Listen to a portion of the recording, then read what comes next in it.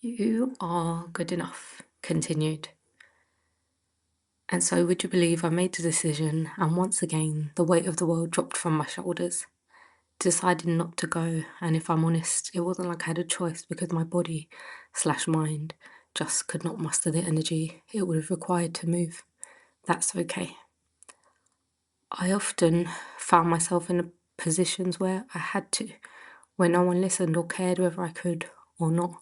And because I look fine, seem fine, I had been high functioning, there was never any consideration to when I couldn't.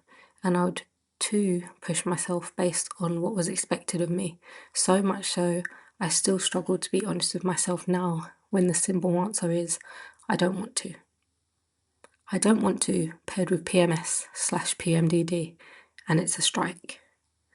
What I love about this is being able to have the time to reflect on how hard I can be on myself, how I have a tendency to make myself feel bad as though I do not feel bad enough, and that in some way makes my need for rest more acceptable.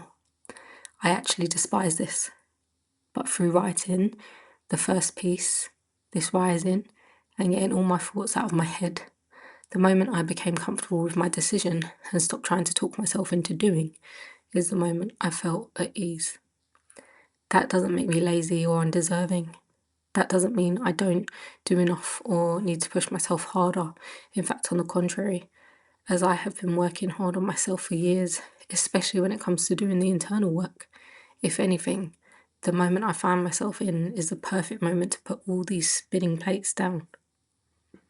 This serves as a reminder I do not have to be a version I have been in order to survive, and that what I learned through surviving, hopefully I can begin to release. And that starts with trusting myself and listening to myself. I do know how important it is to rest, and I thoroughly enjoy resting, so I can release any guilt that comes with that. Learning to put me first is very important. My biggest lesson on self-love today. I also recognise there is a huge difference in taking yourself away from situations and actually putting yourself first. I understand that to keep myself safe, I have to take myself away from things that do not honour my peace or safety, and now I get to choose me.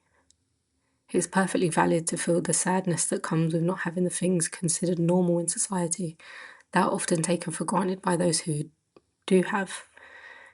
And it's important to remember that you have to manage that because people don't know or do know and forget. We're all operating on different timelines and have very different life experiences, and I'm just so grateful to use these moments of anguish to continue to work on myself. I take pride in unlearning what no longer serves me, and I love the opportunity to write it out because it truly does make a difference hearing yourself out loud. Today I made the right choice for me, and there is no one to scold me for that unless I take to scolding myself, and that I know is unkind. This serves as a very important reminder of why it's so important to love yourself. You may be strong and brilliant, but that doesn't mean you have to do it all. In fact, I'm learning the importance of being selective with strength from brilliance, for not all souls are kind and know how to deal well with these characteristics. How did you get on with your day? I hope you gave yourself the time you needed, if you needed to weather your mental terrain, and rest if you were called to, or that whatever you chose to do, it was soul nourishing.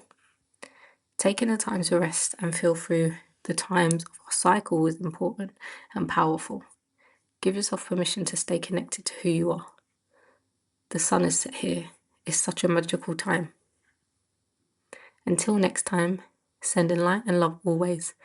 And remember, to love thyself would be an awfully big adventure. You're listening to Self Love, Love Self 365 with me, Lahela Dahlia Law.